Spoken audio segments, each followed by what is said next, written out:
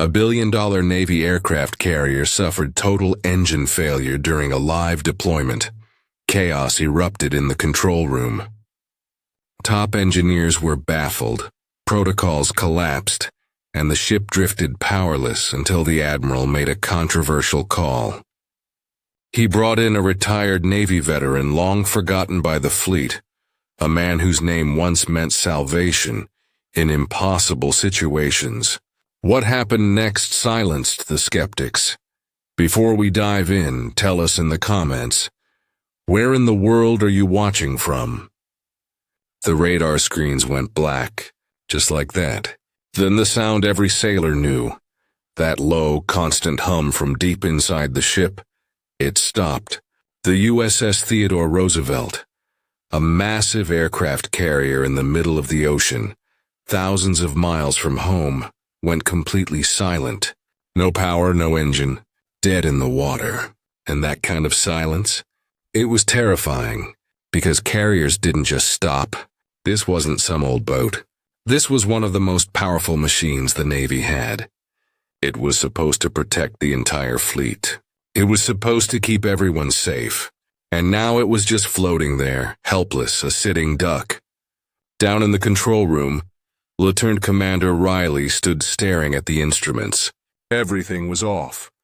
He was 32 years old, smart, top of his class, trained on every system the Navy could throw at him. But this wasn't training. This was real, and he had no clue what went wrong. His team was watching him, waiting for him to say something, waiting for him to fix it. But Riley's heart was pounding. His mind was blank. He could feel the pressure crushing him from every side. Thousands of people on this ship. A mission that couldn't fail. And the engine was dead. He didn't know how to bring it back. Riley called in everyone.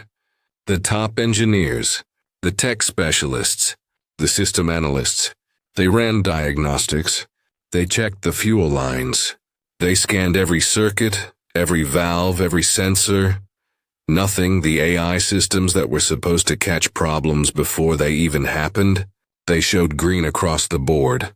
Everything fine. Everything normal. Except the ship wasn't moving. The control room turned into a war zone of its own. People were arguing, pointing at screens, throwing out theories. One engineer said it was the turbines. Another said no, it had to be the electrical grid.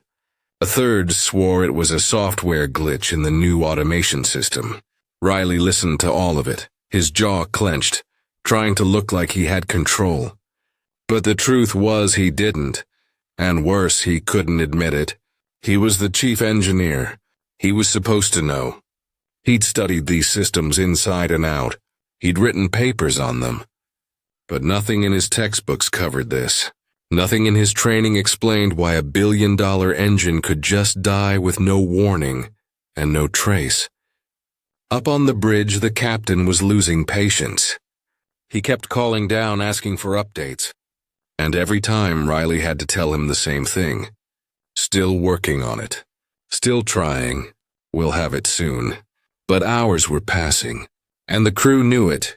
Word spread fast on a ship. Whispers in the mess hall. Jokes that weren't really jokes. $13 billion and we're floating like a piece of driftwood. Morale was sinking.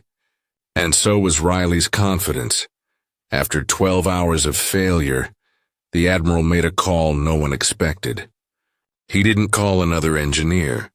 He didn't call a contractor or a tech specialist from the mainland. He called a retired Master Chief named Eli Rourke, a man who hadn't worn the uniform in over 15 years. A man most of the younger crew had never even heard of. But the older sailors, they knew the name. Back in his day, they called him the Ghost Wrench. He could fix things no one else could touch. Problems that didn't make sense. Engines that died for no reason. Systems that the manuals said were impossible to repair. Rourke would show up, spend an hour in the engine room, and somehow the ship would be running again. No one ever knew exactly what he did. He didn't explain it. He just did it. And then he'd disappear. When word got out that Rourke was being flown in, the reaction was mixed. Some of the older chiefs nodded with quiet respect, but the younger officers, they couldn't believe it. Riley especially. He was insulted. This was his engine room, his responsibility, and now they were calling in some retiree like he was supposed to save the day.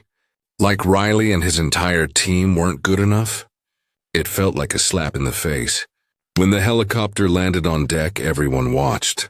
Rourke stepped out wearing faded overalls, boots that had seen better days, and a small metal toolbox that looked like it came from a garage sale. No rank, no ceremony, no introduction. He just nodded at the flight crew and headed below deck. Riley stood there, arms crossed, jaw tight. He wasn't about to let some old man make him look like a fool. Rourke walked straight to the engine room. No questions, no briefing. He didn't ask Riley for a status report or a rundown of what they'd already tried.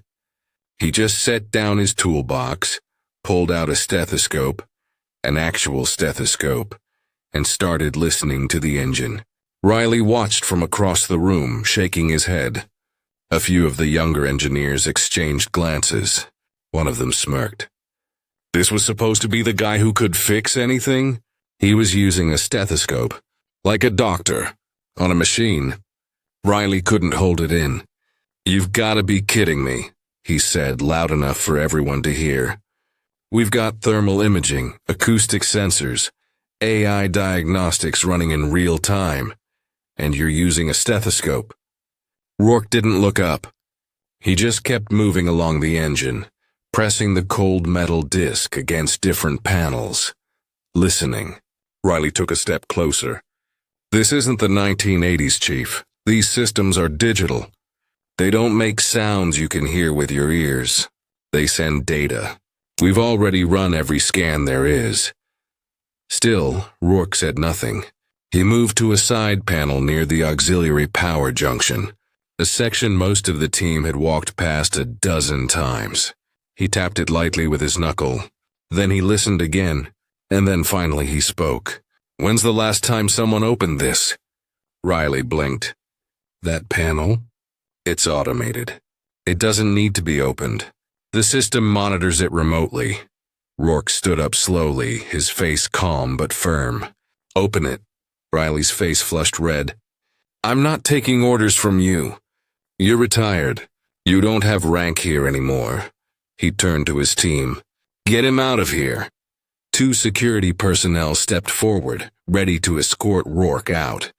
The room was silent except for the hum of backup systems and the tension hanging in the air. Riley stood with his arms crossed, trying to look confident, like he'd just made the right call, like he was protecting his authority. Then the speakers crackled. Every head turned. The voice that came through wasn't the captain's. It was deeper, older, and unmistakable. "This is Fleet Admiral Monroe. Stand down." The room froze. Riley's face went pale. Fleet Admiral Monroe didn't get on comms for minor issues. He commanded entire carrier strike groups. He had decades of service, multiple combat deployments, and the kind of reputation that made admirals nervous when he walked into a room. And now he was speaking directly into this engine room. "Master Chief Rourke is there under my direct orders," Monroe continued, his tone sharp and deliberate. "He has full authority to inspect, diagnose, and repair any system on that ship. Anyone who interferes will answer to me personally." Riley opened his mouth, but nothing came out. Monroe wasn't finished. "Some of you don't know who Eli Rourke is. That's fine. Most of what he's done is still classified. But I'll tell you this. He's kept more ships running, saved more lives, and solved more impossible problems than anyone in this fleet. Including me." There was a pause. Then Monroe's voice dropped, colder now. "Lieutenant Commander Riley, you are relieved of duty effective immediately. Report to the bridge. Chief Rourke, the engine room is yours." The line went dead. No one moved. Rourke just picked up his stethoscope and went back to work. Riley was gone. The room felt different, calmer. Rourke didn't say much. He just motioned to the auxiliary panel and waited for someone to open it. One of the younger techs, a petty officer named Garcia, stepped forward and loosened the bolts. The panel swung open, revealing a maze of pipes, valves, and pressure lines. Everything looked fine, clean, aligned.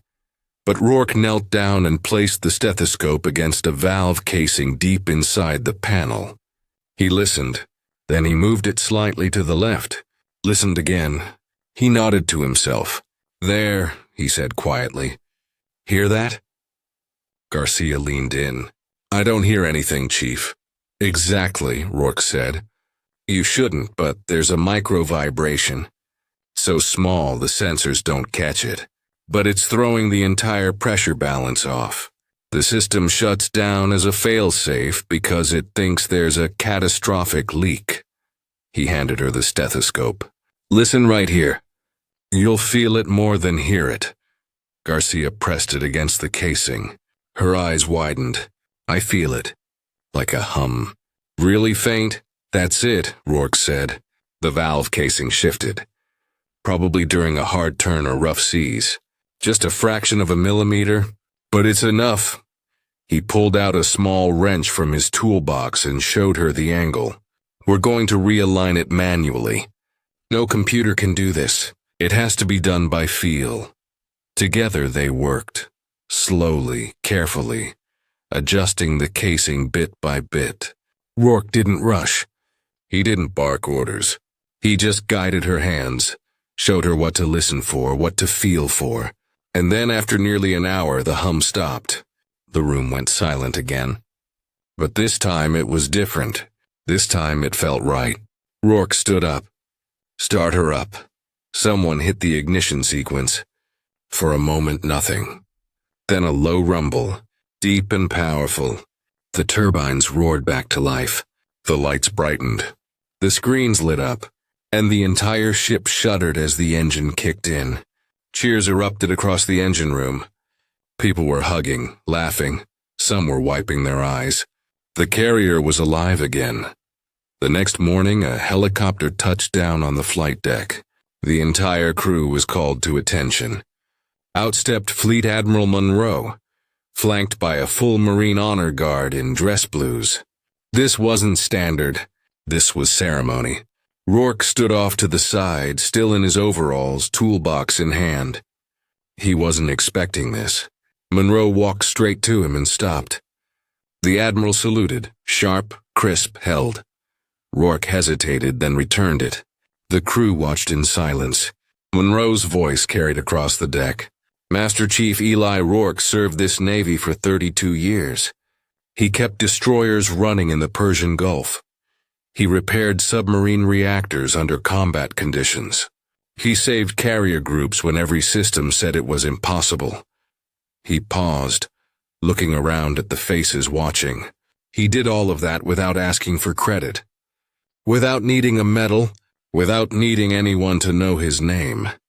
Monroe turned back to Rourke. "But we know. And we don't forget." The crew erupted in applause. Some were clapping. Some were cheering. A few of the older chiefs had tears in their eyes. Riley stood near the back, stripped of his command, watching it all. His face was stone, but his eyes said everything. Rourke didn't gloat. He didn't make a speech. He just walked over to Garcia, the young tech who'd helped him fix the engine. He handed her the stethoscope. "Keep this," he said quietly. "And remember, you don't just listen to the engine. You learn to listen to people too. That's how you really fix things." She took it with both hands, nodding. Rourke gave her a small smile, then turned and walked back toward the helicopter. No fanfare, no ceremony, just a man who did his job and left.